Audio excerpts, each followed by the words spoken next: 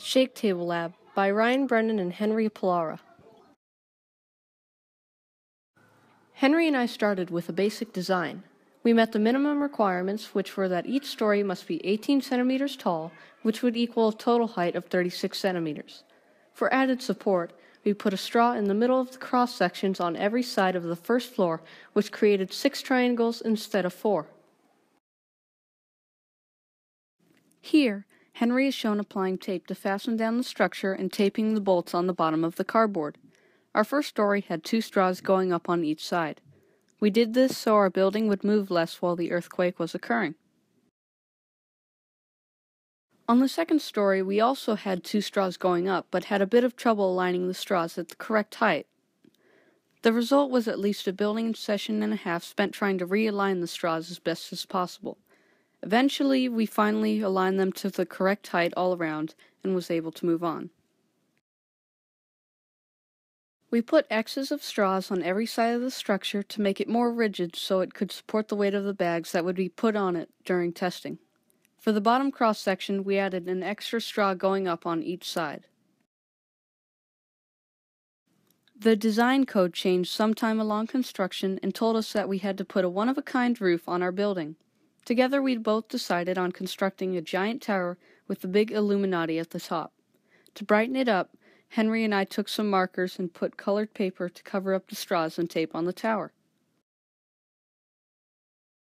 With the total height of 88 centimeters, Henry and I had added about 50.5 centimeters to its original height design. Henry and I both knew that this was going to have an effect on how many sandbags our tower was going to be able to hold. Also not in our original design, each floor higher decreased in width by about 2 centimeters.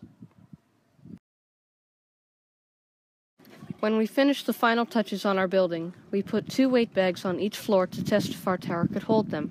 Our tower didn't bend when we put them on, which was a good sign. I added 2 more weight bags on each floor, resulting in a total of 8 currently on our whole tower. This time we did see a little bit of bending, but not enough to collapse the building. For our tower, some things we did to strengthen it were having double straws go up for the first 2 floors, adding crossbars, and adding support beams going up through the middle of the building. Double straws going up helped the building become more rigid, hence restricting movement when the shake table begins moving, as well as the cross beams. The center bar going up helped to support the weight bags from falling down through the paper. The strongest part of our building are the cross sections and the bolts. Our building's first floor has 3 straws forming 6 triangles on each side, while the second floor has 2 straws forming 4 triangles on each side. On the underside of the building, we tape bolts to the cardboard to anchor our tower to the ground. Our tower's weakest parts was probably the roof. The roof was very tall, and by the time we had finished the basic design, we had run out of straws to put cross sections in or any other type of supports. Our next weakest part were the center straws that are meant to support the weight of the weight bags. These are weak because we were working off of cut-up straws to make them. My partner liked to use a lot of tape to make the building strong and often ended up putting layer after layer onto certain areas. We used it to secure the cross sections and keep joined straws together. Henry and I used wide tape for areas like where a cross section met a floor and narrow tape for everything else. We could have used more tape around the cross sections because that was what led to our tower's destruction. Our supplies used other than straws and tape were markers, paper, and pens. The pens were used mainly for outlining, while the markers were for coloring blank paper, which we put on for decoration.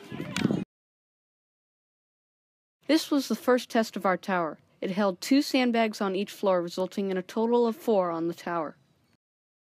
This is a minor earthquake.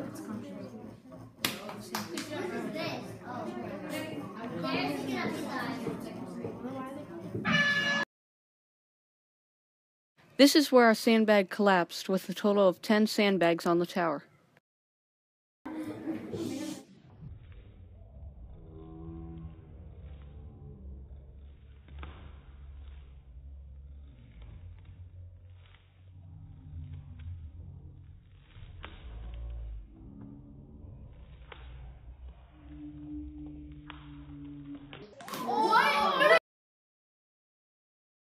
Before the earthquakes occurred, Henry and I put a motion tracking sensor on our tower.